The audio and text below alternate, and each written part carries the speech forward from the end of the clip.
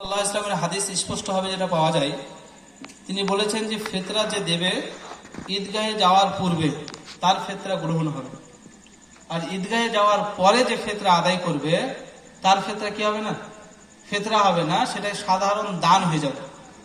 তাহলে এখান থেকে আমরা বুঝতে পারছি যে ঈদগাহে যাওয়ার পূর্বেই ফিতরা যার যেমন হক তাকে পৌঁছে দিতে হবে, এটা আমভাবে পাওয়া যায়। যদিও কিছু কিছু আলেম ওলামা বলেছেন যে কিছু পরবর্তীতে আপনার ওই ফকির মিসকিনদেরকে দেওয়া যেতে পারে, সেটা বিশুদ্ধ নয়। তবে সর্বদা চেষ্টা করবেন যে ঈদগাহে যাওয়ার পূর্বেই ফিতরা বিলি বন্টন করে দেওয়া, এটাই সহিহ সুন্নাত মোতাবেক পাওয়া যায়। ফিতরা কি দিয়ে আদায় করতে হবে? আল্লাহ সাল্লাল্লাহু আলাইহি ওয়াসাল্লামের হাদিস দ্বারা স্পষ্টভাবে পাওয়া যায় যে খাদ্য শস্য বা খাদ্য দ্রব্য দিয়ে ফিতরা আদায় করতে হবে, যেটা নিয়ে তো আপনার সোশ্যাল মিডিয়া তোলপাড়, তাই না? তারপর আপনাদের সামনে যেটা বলবো, গোটা পৃথিবীর সমস্ত আলেম উলামা, সমস্ত মুহাদ্দিস কিরাম এই ফতোয়াতে একমত যে আল্লাহ সাল্লাল্লাহু আলাইহি ওয়াসাল্লামের হাদিস অনুযায়ী খাদ্য দ্রব্য দিয়ে ফিতরা আদায় করা ফরজ। গোটা পৃথিবীর আলেম উলামা কেউ বলেননি যে খাদ্য দ্রব্য দিয়ে ফিতরা আদায় করা যাবে না। তারপরে কিছু আলেম উলামা বলেছেন যে টাকা দিয়ে জায়েজ। আচ্ছা, জায়েজ কখনো হয় যখন ফরজটা পালন করা যায় না, যখন ফরজটা ঠিক মতো আদায় করা যায় না তখনই জায়েজ হয়। যখন সরাসরি আপনি ফরজ আদায় করতে পারবেন তখন জায়েজের প্রশ্ন যাওয়া উচিত নয়। যেমন হবে আপনার কি তায়াম্মুম করা জায়েজ, তো যখন পানি পাওয়া যাবে না, যখন পানি দিয়ে উযু করতে হয়, পানি পাচ্ছেন না বা পানি ব্যবহার করলে আপনার অসুখ বাড়বে, বা যে শরীয়তে কার্যকলাপগুলো আছে বা যে শরীয়তে বিধিনিষেধগুলো আছে তার জন্য পানি ব্যবহার না করো তো আপনি তায়াম্মুম করবেন, কিন্তু পানি আছে, শরীরও ভালো আছে, পানিতে উঁচু করলে আপনার কোনো সমস্যা নাই, তারপরে যদি তায়াম্মুম করেন তাহলে কি হবে? উঁচু হবে না। তো অনুরূপভাবে সহজ সরল ভাবে বুঝুন, আল্লাহ সাল্লাল্লাহু আলাইহি ওয়াসাল্লামের হাদিস দ্বারা স্পষ্ট, প্রায় 13 থেকে 14টি হাদিস আছে। আর যাকাতুল ফিতর বা ফিতরা সম্পর্কিত হাদিস খুঁজেন প্রায় 50 থেকে 60টি হাদিস পাবেন। যে আল্লাহ সাল্লাল্লাহু আলাইহি ওয়াসাল্লাম খাদ্য দ্রব্য দিয়ে ফিতরা আদায় করতে আদেশ করেছেন এবং তিনি নিজেও দিয়েছেন, সাহাবায়ে কেরামরাও দিয়েছেন, তাবেঈরা দিয়েছেন, তাবেরাও দিয়েছেন, বড় বড় মুহাদ্দিসরাও দিয়েছেন। পরবর্তীতে এসে আপনার কিছুজন আপনার নিজেদের মত প্রকাশ করেছেন যে টাকা দিয়ে জায়েজ। তাহলে উত্তম কোনটা হবে? খাদ্যদ্রব্য দেওয়াটাই উত্তম হবে। আর তাছাড়া যাকাতুল ফিতর কিসের জন্য দেন? যাকাতুল ফিতরটা দেওয়া হয় যে আল্লাহ রাসূল ফরজ করেছেন, এক নম্বর কথা। 2 নম্বর হচ্ছে যাকাতুল ফিতরটা আমি যদি দিই তাহলে আমি যে সারা মাস রোজার মাসটা আমি রোজা পালন করলাম, আমার জেনে হোক বা অজান্তে হোক কিছু ভুল ত্রুটি হয়ে গেছে, তাহলে এই যাকাতুল ফিতরের জন্য আল্লাহ রাব্বুল আলামিন কি করবেন? ওগুলা কাফারা হিসেবে গ্রহণ করে আমাকে 100তে 100 আল্লাহ নেকি দিবেন। তাহলে আল্লাহ রাব্বুল আলামিন যাকাতুল ফিতরটা যেমন গ্রহণ করছেন ফকির মিসকিনদের খাদ্য খাবারের, অনুরূপভাবে তিনি আমাকে কি করবেন? আমার ভুল ত্রুটিগুলো কাফারা হিসেবে নিবেন এই যাকাতুল ফিতরটা, এবং আমাকে পুরো সিয়ামের নেকি দিবেন, তাই তো নাকি? তাহলে আমি কি করবো? আল্লাহ রাসূলের সুন্নাত অনুযায়ী আমি খুব যত্ন সহকারে আমি এটা আদায় করবো, কারণ গাড়ি খাতে তো আমার করেছে, তাই না? আমাকে তো আপনার যাকাতুল ফিতরটা আদায় করতে হবে, আল্লাহ রাসূল ফরজ করেছেন, সাথে সাথেই আমার রোজার পরিপূর্ণ নেকি নিব তার জন্য। তাহলে আমি খুব যত্ন সহকারে আদবের সাথে হাদিস অনুযায়ী আমি আমল করার চেষ্টা করব। তারপরে কিছু জন জায়েজ বলেছেন, এটা ব্যক্তিগত ব্যাপার। ফিতরা কি শুধু ফকির মিসকিনরা পাবে? মূলত হাদিস থেকে স্পষ্ট যেটা পাওয়া যায়, ফকির মিসকিনদের বেশি অগ্রাধিকার, এদেরকেই দেবেন। এরকম যদি নেওয়ার কেউ না থাকে তাহলে পরবর্তীতে আপনার যাকাতুল ফিতরের মতো এদেরকে বন্টন করার চেষ্টা করবেন। ঈদের নামাজের শেষে দলবদ্ধভাবে মুনাজাত করা হয়। ঈদের নামাজের শেষে দলবদ্ধভাবে মুনাজাত করা এটা সম্পূর্ণরূপে শরীয়তের বাইরে, এটা করবেন না। দলবদ্ধভাবে মুনাজাত করা যেমন আল্লাহ সাল্লাল্লাহু আলাইহি ওয়াসাল্লাম করেছেন পানি চাইতে গিয়ে ইস্তিসকার নামাজে, সেভাবে দলবদ্ধভাবে আপনি করুন, দোয়া করুন। আপনি একাই দোয়া করুন, প্রায় 36 থেকে 37টা হাদিস আছে। যখন যেটা প্রয়োজন হবে আপনি দোয়া করুন, কোনো সমস্যা নেই। আপনার প্রয়োজন আছে, ধরুন আপনার অতিরিক্ত আপনি ঋণে ফেসে গেছেন, আল্লাহকে হাত তুলে দোয়া করে বলতে পারবেন না? বলুন।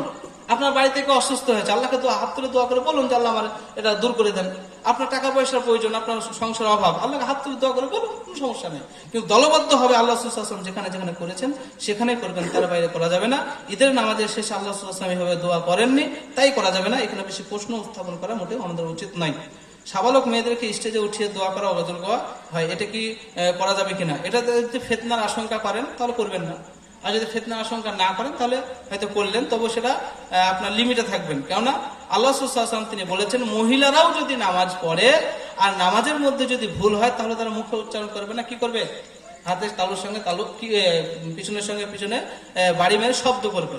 তার মানে তিনি সেখানে কি করেছেন, মেয়েদেরকে শব্দ করতে নিষেধ করছেন।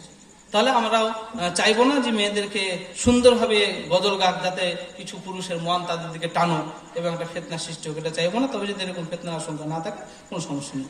সামাজিকভাবে ঈদের কতদিন আগে ফিতরা তুলতে হয়, আপনি জমা করতে পারেন, কোনো সমস্যা নেই। জমা 2 দিন 4 দিন 5 দিন আগে করতে পারেন, কিন্তু বিলি করবেন 2 দিন আগে থেকে বা 1 দিন আগে থেকে, ঈদের নামাজ পড়তে যাওয়ার আগে পর্যন্ত। হ্যাঁ, আপনি জমা করতে পারেন। ধরুন আমার কারেন্টের বিল এসেছে, যে দেওয়া আছে যে 10 তারিখ পর্যন্ত আমি কারেন্টের বিল দিতে পারবো। আমি এই ভাইকে 2 তারিখে গিয়ে বললাম যে আমার এই বিলটা নেন, টাকাটা নেন, আপনি জমা করবেন। তো এই ভাই 9 তারিখে জমা করলো, তো জমা হবে না, আমি তাকে দিতেই পারবো। তো ওইরকম ভাবে আমি খাদ্যশস্য জমা করতে পারি 2-4 দিন আগে, এটা কোনো বড় দোষের কোনো নয়। হয়তো ধরেন আমি বিদেশে আছি, আমার এক ভাইকে বললাম যে আমার বাড়িতে যাও, যে আমার বাড়িতে কেউ থাকবে না, তারা হয়তো বাপের বাড়ি চলে যাবে, তা আমার ফেতরা চালটা নিয়ে তোমার বাড়িতে রাখো, যে যেদিন মসজিদে দিতে হবে সেদিন দিয়ে দেবো, হবে না? তো ওইরকম ভাবে আপনি মসজিদে জমা করতে পারেন 2 দিন 4 দিন 5 দিন আগে, কোনো সমস্যা নেই। কিন্তু আপনার বিলাপের 28, 29 বা ঈদের দিন আগ পর্যন্ত, তার আগে মিলানোর চেষ্টা করবেন না, কারণ এটাই সুন্নাত। যাক, আল্লাহ রাব্বুল আলামিন যেন আমাদেরকে বিষয়গুলো সুন্দরভাবে সঠিকভাবে উপস্থাপনা করার মেনে চলার তৌফিক দান করেন। কোনো ব্যক্তি আত্মহত্যা করলে তার কি জানাজা নামাজ হয় এবং তার কবরে মাটি দেওয়ার পদ্ধতি কি? হ্যাঁ, আজকে যে আলোচনাগুলো করছিলাম যে মুসলিম হওয়ার পরেও জান্নাতে যেতে পারবে না, তার মধ্যে একটা পয়েন্ট ছিল, সেটা আর বাড়ালাম না। যারা আত্মহত্যা করে তাদেরকে আল্লাহ জান্নাতে দেবেন না। সে মুসলমান ধরেন, কোন একজন আলেম ধরেন, বা কোন একজন হাজি ধরেন, কোন একজন আপনার বড় মাপের ধরেন পরেশগার ব্যক্তি আত্মহত্যা করেছে, আল্লাহ তাকে কি দেবেন না? জান্নাত দেবেন না।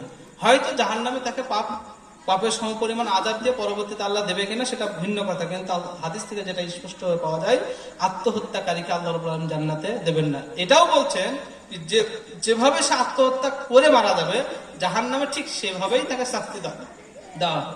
আল্লাহ উদাহরণস্বরূপ বলছেন, ধরুন কেউ পাহাড়ে উঠে পাহাড় থেকে নিজেকে ফেলে দিল, দিয়ে আত্মহত্যা করলো, তাহলে জাহান্নামেও সেই পাহাড় থেকে তাকে ফেলা হবে, আর সেইভাবে সে নিচে পড়বে, আবার তাকে উপরে নিয়ে যাওয়া হবে, আবার ফেলা হবে।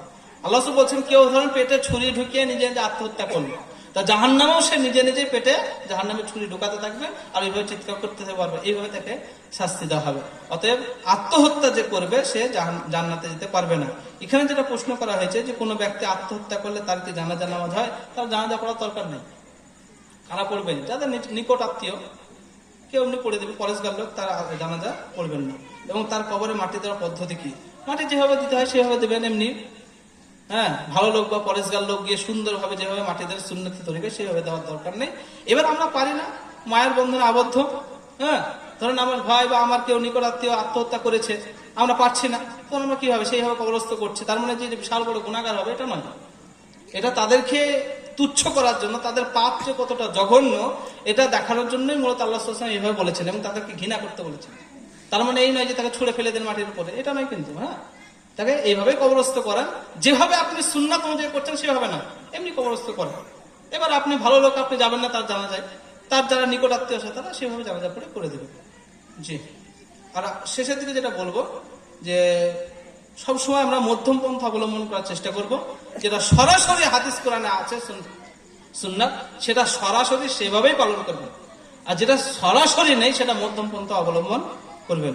এখানে একটা প্রশ্ন শেষের দিকে আবার দিয়েছে যে মসজিদের মাইকে মৃত্যু সংবাদ দেওয়া কি ঠিক? শরীয়ত থেকে যেটা পাওয়া যায় যে মসজিদের মাইকে শুধুমাত্র কি হবে, আজান হবে। কি হবে বলেন? আজান হবে। আল্লাহ সাল্লাল্লাহু আলাইহি ওয়াসাল্লামের যুগে উঁচু জায়গায় দাঁড়িয়ে বেলাল রাদিয়াল্লাহু তাআলা আনহু আজান দিতেন।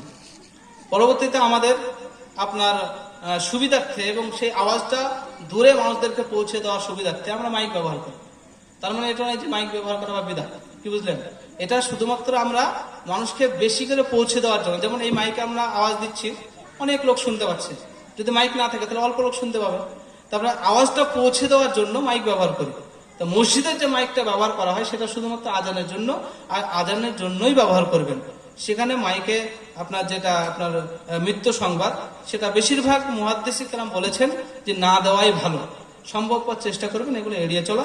তারপরে যদি মনে হয় যে ফিতনার আশঙ্কা হচ্ছে বা মানুষ শুনছে না, তাদেরকে বোঝানোর চেষ্টা করবেন, তারপরে এটা বাদ দেবেন। যাক, আল্লাহ রাব্বুল আলামিন যেন আমাদেরকে বিষয়গুলো সুন্দরভাবে বোঝার এবং মানার তৌফিক দান করেন। সকলে বলুন আল্লাহুম্মা আমিন। আজকের বক্তব্য এখানে শেষ করছি। আমা আলাইনা ইল্লাল বালাগ। সুবহানাকা আল্লাহুম্মা ওয়া বিহামদিকা আশহাদু আল্লা ইলাহা ইল্লা আনতা আস্তাগফিরুকা ওয়া আতুবু ইলাইকুম ওয়া রাহমাতুল্লাহি ওয়া বারাকাতুহু।